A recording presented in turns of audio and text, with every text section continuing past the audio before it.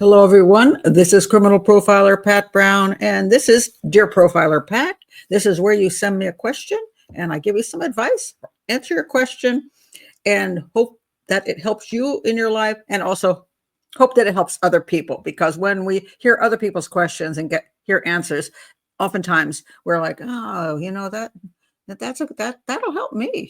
So that's why let's face it, that's why we all look at the advice columns, and because we're curious to see what answer would make sense, and how do we feel about that answer as well. So that's why I always suggest you put your thoughts in the comments below. And if you would like me to answer your question, please do send an email to profilerpatbrown@gmail.com and put Dear Profiler Pat in the subject line. Now, this question is about studying languages. And many of us have studied languages in our life, in school, or if you're still in school, if you're in your high school, you may be forced to study a language. If you're in college, you may also be forced to study a language, or you may think, maybe I should study a language. It would help me in my future career. If you're out of college, just working in general, you might think, wow, if I knew Spanish, I could, maybe that would be great, because there's so many jobs now that require English and Spanish in the United States. Sign language is extremely popular these days because people see interpreters on television and music events and all over the place now, and they find it fascinating, and they think, maybe I should learn sign language because there's a lot of deaf people in the world. And this can go on through our lives. We're always kind of curious about other languages and think it would be fun to learn another language. So even if you're a senior citizen, you may be taking up a foreign language. As a matter of fact, over at my senior center, I'm taking Spanish class, and there's also a sign language class there. And so people are still interested. And I'm going to break down this question into a bunch of different areas. Okay. First of all, does teaching of this language help the people of that community who speak that language? I mean, if I take Spanish, does it help people who speak Spanish in some way? If I study sign language, does it help deaf people? Does it make a difference for not only ourselves, for other people? Secondly, why are we taking this? Are we taking it to stimulate our brains because it's fun to learn something new? Why are we taking that language? And three, if we do really want to learn that language, are we doing enough to really learn that language? And for many people who've tried to learn a language over and over and over again and end up, they study it, and then years later, they're like, I took 3 years of Spanish in high school, remember nothing. I took a year of German in college, remember nothing, except what my grandmother taught me. And I think it was Ich bin ein Dummkopf, like I'm a dumbhead. But anyway, that was my German grandmother. But I didn't remember any of that. And then I started over later. I wanted to learn Spanish. So I started studying Spanish, and I'd study some of it, and then I quit. After a month, I would just give it up. And then I had to start at lesson one again, whatever it was, a book, whether it was an audio program. I'm always back at literally class one again. It's like, hola, it's like, because I forgot everything. So the question is, why are you taking this language, or wanting to take a language, and how are you going to deal with it? And does it help anybody else around you, or is it just a thing for you? So the question was, Dear Profiler Pat, in the UK, British Sign Language, BSL, is going to be taught in school as a subject. And this is already in the United States. They teach American Sign Language in quite a few high schools in the United States. What are your thoughts on that? Do you think more people should learn sign language? Okay. Well, I am fluent in sign language. I'm fluent in American Sign Language. Actually, I'm fluent in Black American Sign Language because I was an interpreter for 13 years of my life. And I worked within the African American community, a specific area in Washington, D.C., and that's the sign I sign. And so I am fluent. That's my only language I'm fluent in, is American Sign Language, or Black American Sign Language. It's a Black American Sign Language is American Sign Language, but just with some differences, as we would see in different parts of a country. Or, for example, if you're in Jamaica, they do have American Sign Language in Jamaica, but it's Jamaican Sign Language, and it comes from the American Sign Language, but because it's separated from, our country, it's an island in the Caribbean, they have developed their own style of the language, their own accents. And yes, accents is a thing in sign language. Even in the United States, we have Southern accents in sign language and California accents and Ohio accents. And we also have Black American Sign Language, which is an accent and also some different words and different sort of methods of signing that are just, it's not that one can't understand the other, but I had trouble understanding regular American Sign Language more than a Black American Sign Language, because that's what I sign. So I've gotten used to that and a little thrown sometimes when it's American Sign Language that you see on television.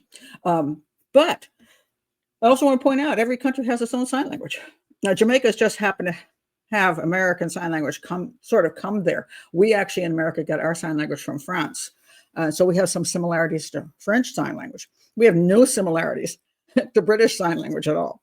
I can't understand any British Sign Language. It has nothing to do with the spoken language of the country.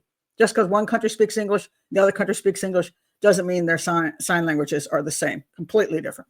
And I've been in India, which also has some British stuff because the British were in India, some similarities in their sign language, and especially the spelling. In America, we spell with one hand, and in the UK and in India, they sign two-handed. So, so it's different. It's different than what I'm used to in the United States. So this is Pat, and this is Pat.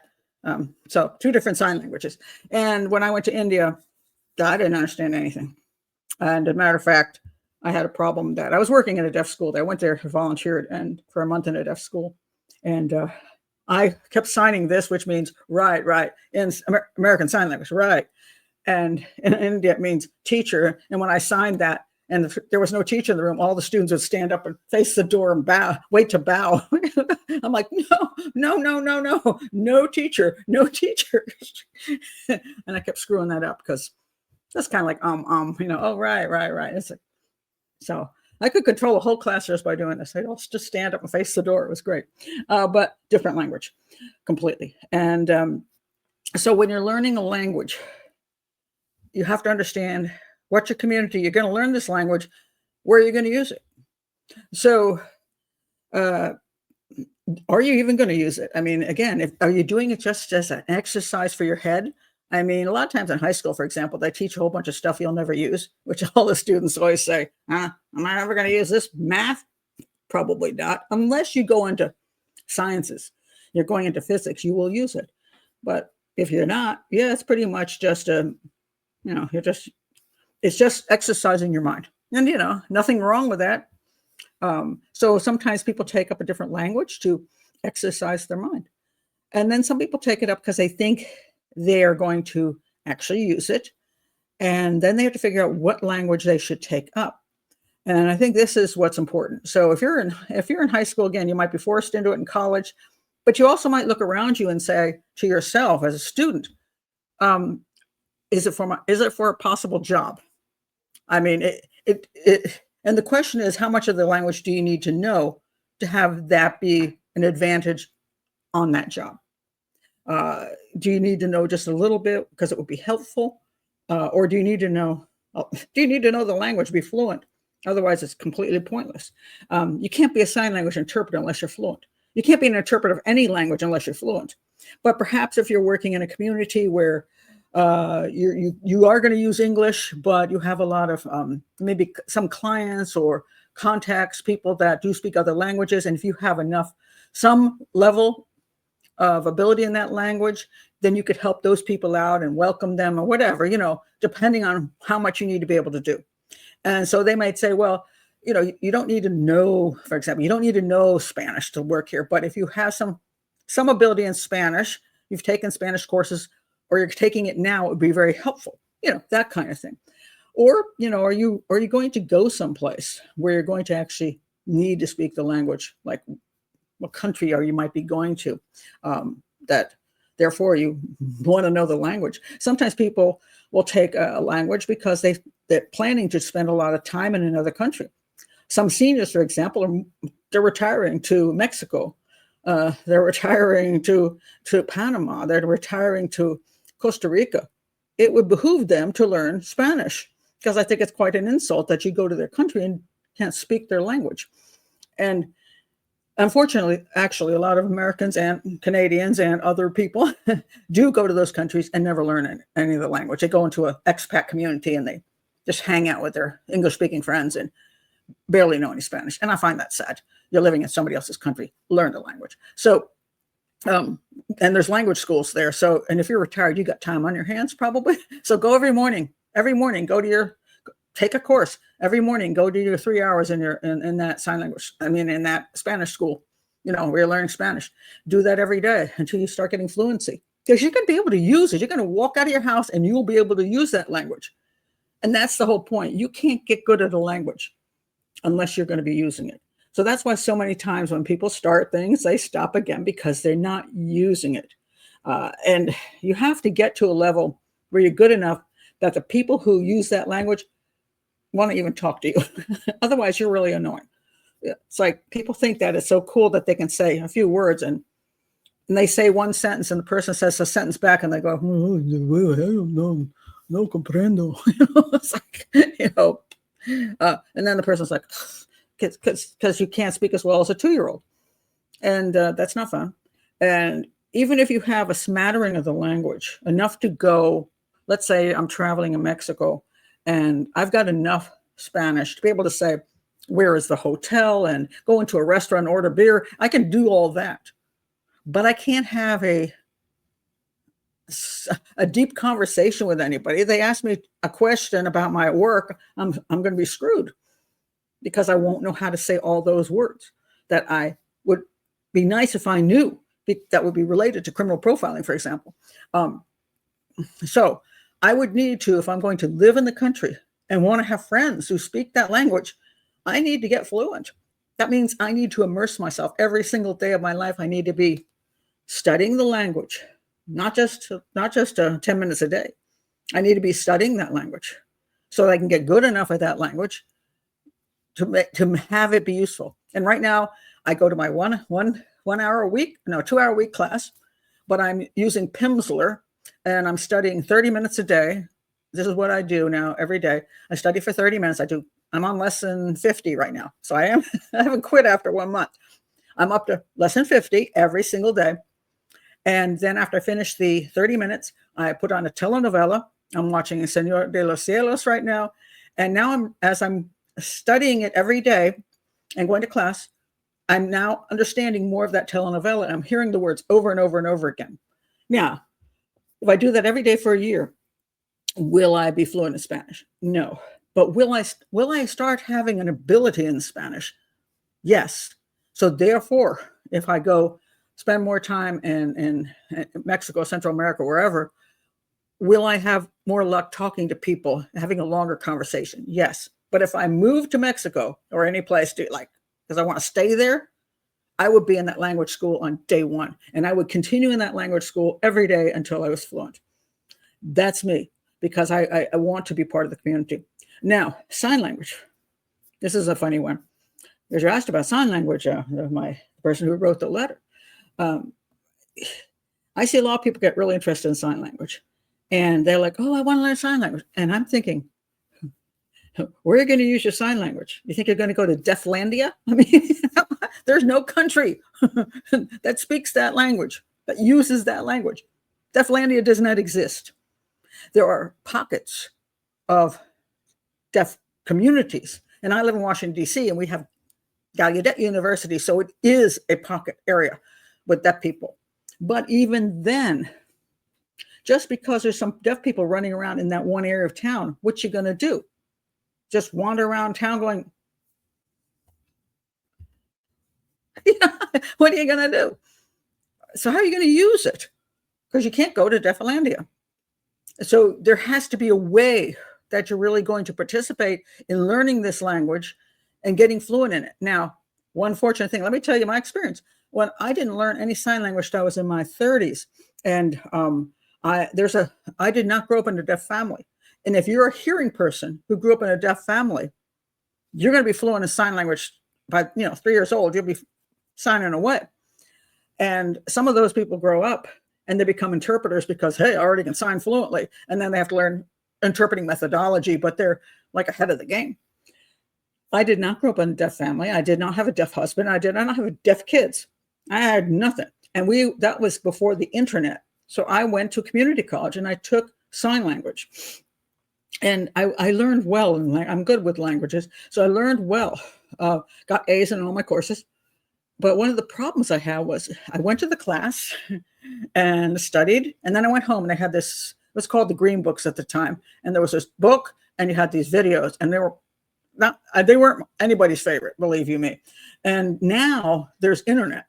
So now you could go home after class and you could just go on the internet and just study. And there's great stuff on the internet. And I'll put a link below to the best program on the internet for learning sign language, because this guy is absolutely great. So I'm going to put it below in the link. So if you want to learn sign language, go there, and it's free. And so you can learn, you can sit on the internet learning, and then you can go to a million different things now on the internet, and you can learn vocabulary, and you can all kinds of stuff. So you can actually immerse yourself on the internet to help learn sign language. Same way I'm doing with Spanish. That's why I do my study with Pimsleur, and I recommend that Pimsleur for any spoken language.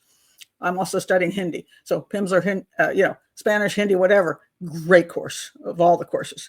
And I study that, and then I go study more by immersing myself one way or the other. So there is that, you can do that now. But when I was studying it, there was nothing. And I was told by the teacher, well, you got to go hang out with deaf people. And I'm like, I'm a mother of 3 kids. What am I going to do? Go down to the college area and go hang out at a bar? I'm in my 30s. I can't do that. So there was no way for me to socialize. It was very difficult. And so I ended up actually getting really good by working on the job. I mean, may not have been orthodox or even correct, but in those days they didn't have as many strict rules on becoming an interpreter. When they were desperate, they wanted somebody in there, they took them. I worked in a high school and I worked in a college for a year, and during that time, I spent a lot of time chit-chatting with the students. So I started my skills got better and better, and then I started working in hospitals, and because I was in the emergency room, the majority of the time, nothing was happening. You're sitting in the waiting room for like 5 hours, right? And that deaf person is bored. So they're like chatting away with you. And then we go to the room and they're chatting some more. So I had all this time to just absorb the language. So finally, I was actually immersed in the language, total immersion. And I became fluent in sign language.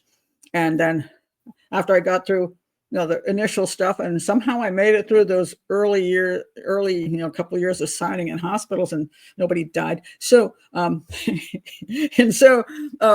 I got better and better, and then so then I worked 13 years total in hospitals. But that you have to really be immersed, and so unless you have some way to do that, sometimes I've seen people get immersed because they end up with a deaf child, and then they go to the not the hearing people school, but maybe the kid goes to deaf school where they actually have a totally deaf school, and the parent helps out at the school and does stuff, and then takes the courses at the same time. So goes to the sign language courses and isn't helping volunteering in the school and hanging out with the kids, and they become fluent. Marrying a person who's deaf helps. So there's ways to do it, but you have to understand that a lot of times it's just your opportunity won't be there. You'll find also some people think, well, if I'm starting to lose my hearing when I'm hitting my 70s, I'm losing my hearing, I'll learn sign language. Well, guess what? Your family's not going to, so it's going to be pretty darn useless. I can guarantee you it'll be useless because you won't become fluent that easily, and you won't have anybody to talk to. So that sucks. Sometimes that's why it's better just learn a little bit of lip reading and use your phone a lot, because even deaf people use the phone a lot now, because we have the ability to text, and we have the ability to just text to voice, so they can put something down there, and if they want to order some food, they don't have to write anymore, and they don't have to try to communicate with the non-signing person behind the counter. They can just put it on the phone and it just tells them, I want this, this, and that. So there's these modern electronics that we have. And the same thing is true for other languages, as well. I used Google Translate all the time to learn my Spanish and to check words and all that stuff, put an entire sentence in and know how I'm going to say it. But, if you're traveling and you can't speak the language, you can use that and skip actually speaking the language. So should you? Oh, well, so when you look at the other side of things, a person does appreciate when you have interest in them, their language, their culture. They do like that. I mean, I know when I travel and speak to somebody, they go, "Oh, you speak Spanish." Or if I'm in India, even if I'm speaking very little Hindi, like "Mera naam Pat hai," my name is Pat. They go, "Oh, at least you're trying," and so they people appreciate when you try. So, and by the way, in case you're wondering, just because if I'm learning Hindi, it doesn't mean you can speak Hindi all over India. Because there's Telugu and there's Tamil and there's Punjabi and there's lots of other languages. And so if you're going to go someplace, you got to figure out where you want to go. Because if you're going to go to a place and you think that whole country speaks one language, and then you end up going someplace and nobody there speaks that at all, you're learning the wrong language. So that's another thing to pay attention to. And you can, it's interesting, even in countries where you've never even heard that there's languages that aren't the main language. There are definitely pockets in many countries which they're not speaking the main language. So you want to do your homework and you want to find out why you want to do this. Whether you're younger or you're older, why do you want to do this? And most of the time, you're not doing it to be nice to the people who speak that language. I don't know, some kind of like pity thing. It's like, oh, people are deaf. If I just knew a few signs, I could be nice to deaf people.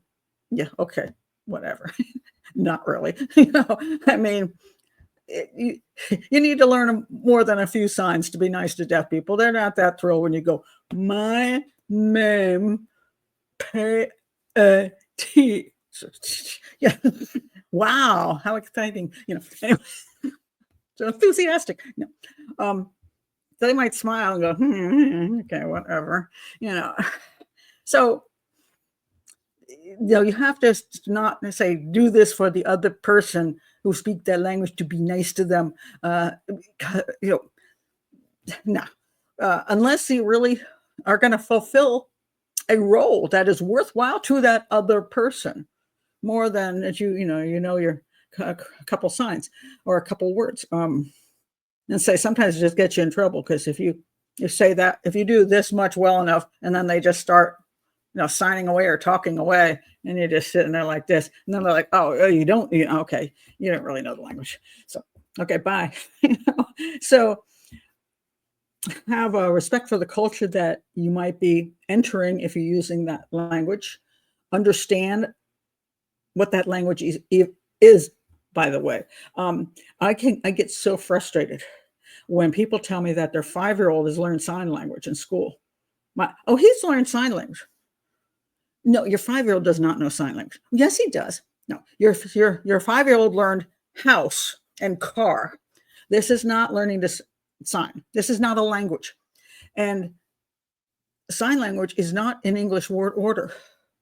So just because you can sign signs doesn't mean that that's the language. So I'm trying to think of an example now. I'm trying to think of a small example. Something like I'm gonna go home. If you're signing that in English word, or you might sign, I am going home. You can sign that, but you also might go, home, I go, in sign language. And it's hard for me to, when I'm hearing English in my head, it's hard for me to switch over to a grammar that has nothing to do with English at all, sign language. And sign language is it's a fascinating language. And a lot of times you do things in sign language where you actually, for example, you'll put two people in spots. And if I'm talking about, let's say, my friend, over there, and the two of us, we were chatting, I might turn to her and say, what's up? And then I turn my body to represent her, and I'm gonna go, nothing. So I might actually do this. And for hearing people, they're looking at the person signing, they're going, why aren't they looking at the person they're signing? Because the person who's in front of you is who you're signing to, but you're not looking at them. You're looking here, and then you're looking there. And so they're people, well, why aren't they looking at that? Because they're representing the conversation. That's the way it's done in sign language. And so that's not English. Oh, shoot. Sorry about that. I thought that phone was off. Sorry. That was my sister. Oh, now you know her name. Anyway, I'll call you back. I can hear that because I'm hearing. Anyway, so this is how a language works differently than your language. So when you're learning Spanish, the same thing. You're not going to do Spanish in English word order. You're not going to do Hindi in English word order. You're not going to do somebody else's language the way you do your language. And people, of course, when you're starting a language, a lot of times you screw it up, and because you're a beginner. But understand that just because you know a few words or a few signs doesn't make you competent in that language to even have the smallest conversation. Okay, and I will say some people can take sign language 1, sign language 2, and they still can't sign as well as a 2-year-old. Because a 2-year-old is using it every day. And by the way, I want to say this to you. Never think that because you're older, you learn slower than a kid. That is nonsense. A kid learns very slow.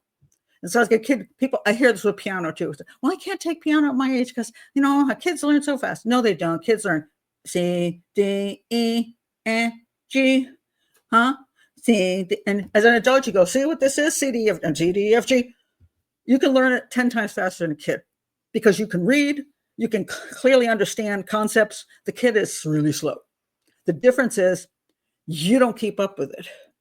The kid is, if a parent pays for the piano lessons, they're making that kid practice, hopefully. If they're not, then they're just going to fail too. But the kid learns a language because the kid will speak that language 24 hours a day, and all the people around him are speaking that language.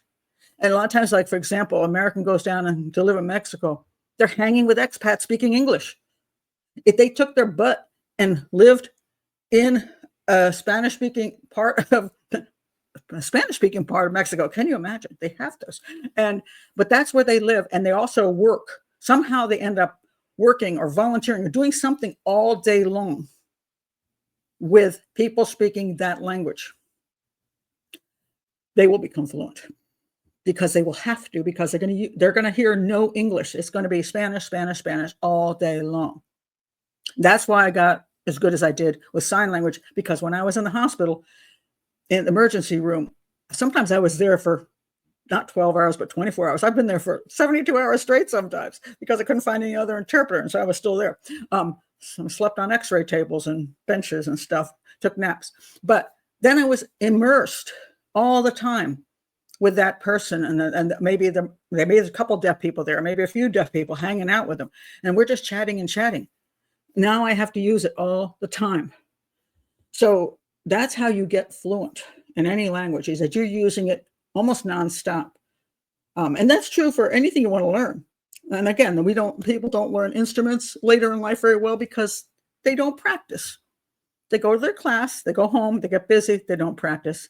Nobody's making them practice. And then after a while, they say, well, I can't even get out of the beginner book. Well, that's because you never practiced. It has nothing to do with your age, because you will learn 10 times faster than a kid, believe you me. So no matter what you put your mind to, you'll learn 10 times faster than a kid. I'm talking about 5, 6, 7-year-olds. If you can't beat them out, it's because you're just not doing it. That's all. And so that's with language, it's really a matter of you have to use it, and you have to continuously use it. So that's why you should analyze for yourself. How am I going to use this? How am I going to use it? Am I going to put my efforts into it? And again, it's okay if you just want to take a class for fun, just because you want to familiarize yourself with something. Oh, it's like I see people, they're just having fun learning some sign language. Why are they having fun? Because it's something new and it's just interesting and neat. That's fine. There's nothing wrong with that. You can always learn a little of something, smatterings of things to enhance your life. But if you want to become fluent at it, it's another whole thing. You have to be immersed in that community. Um, so is it great that they're putting sign language in schools? I think it's wonderful that they're introducing another form of a language because it's a visual language and not an auditory language. I think it's amazing. It's a whole different thing. And it's interesting once you actually do learn sign language, you don't, if you're not doing, I said, if you're doing sign language properly, you're not going to be doing English word order or English words. And you will see when you're signing, the language is just there. You're not translating all the words into English or whatever country you're in. If you're in Mexico and you're doing Mexican Sign Language, you're not interpreting every one of the words, every one of the signs into Spanish because it's not Spanish. Mexican Sign Language is not Spanish. So you'll learn whatever you're going to learn. I think I'm trying to remember what beer was. Beer? I think this is beer and beer. That's American Sign Language. I think it's beer, but they may have changed it. Anyway, I may be wrong about that one sign. But once you learn that, you don't think to yourself necessarily like if I could do this, that's water in American Sign Language. But it doesn't mean water. It just means the stuff you drink that comes out of the faucet. That's what it is. So somebody can say, for example, in Spanish, they could ask, "¿Quieres agua?" Do I want water? "¿Quieres agua?" And I would sign, "Do you want water? Water want you? Water?" So I could go from Spanish to sign language because I don't need to go through the English part of it. So each language is their language. So it is a fascinating language because people aren't used to seeing language; they're used to hearing language. So just kind of cool. So is it wonderful that people learn these different things in school? Yes, I think people should learn geography to learn about all the physical and all the physical and so what am I trying to think of here? I'm just blanking. To learn about the world. Which there's physical geography, and then there's what the heck am I trying to think of now? About people. This is where you have in sign language small brain. So cultural geography. I guess it's cultural geography. I'm trying to think of the term because there actually is a term. Maybe it's cultural geography. So physical geography and cultural geography. I think that's correct. Been a long time since I've taken my geography course. But it's a great idea that people learn about the world. It's a great idea that you learn about history. It's a great idea that you learn about science. It's great. All these things are great. So it's great that you learn about languages. Whatever language you happen to get involved in, it's great. But just be aware that when you're getting involved in a language that, what its purpose is to you and what its purpose might be to somebody else. I mean, will you be useful if you know that language? Like I became an interpreter. I became useful to the deaf community. The deaf community was happy with me being a sign language interpreter. They were. I mean, when I showed up at 2:00 in the morning, at the hospital, my patients would go, oh, thank God you're here. I need an interpreter. I'm frustrated. Yeah, I'm just sitting here waiting. I'm so happy that you're here. So yeah, they were happy when I arrived because I made their life easier, and they could communicate with the staff and the doctors and the nurses are communicating, and it was all good. So yes, I did good for that community. So that was my job. I earned money doing it. So their community helped me too, because I earned a living, but I also helped them. So just like anybody, if you're a teacher, you're helping the children, and meanwhile you're making money. You're a doctor, you're helping people's health, and you're making money. So it's a two-way street.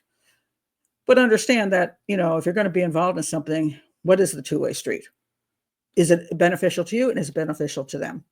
And just study a little bit, do your research, find out about what would work and whether would work for you and whether you would enjoy it, and and make your decisions. And if you do decide to learn a language, what should you do? That's right, you should really put your effort into it. And to become fluent, you're going to have to immerse yourself one way or the other and not give up till you become fluent. So you don't have to start over with lesson 1. every single year. So I am on lesson 50 in Spanish. I'm doing this was my New Year's resolution, because, I'm like, okay, I'm going to learn Spanish. And this is my year for learning Spanish. I'm going to try to really put that effort in it, see how well I do, and not quit. And I have taken Hindi. I love Hindi. I put that to the side for now. But if I ever go to India and I'm in a Hindi speaking area, I will immediately take my Hindi classes, right, every single day. And if I end up in someplace else in India, South India, for example, with Telugu, I guess I'll have to take my Telugu classes. And if I go to Mexico, I'll be taking Spanish classes at whatever level I'm at. And so, because if I'm going to stay there, I want to be able to speak to the people there.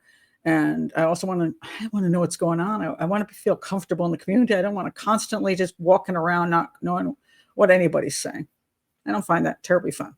So those are my thoughts on that. And so if you're learning a language, do put your information below, and I'll put the link to the sign language class online in case you want to learn American Sign Language. I don't have any hope. There's actually Indian Sign Language online, and I'm sure there's British Sign Language online. I'm not familiar with the links, but you can just go to YouTube and put in whatever language you're interested in, and it'll pop up. But if you want to learn a spoken language, get Pimsleur. It's 100% the best. And they're not paying me. I'm getting no money from them.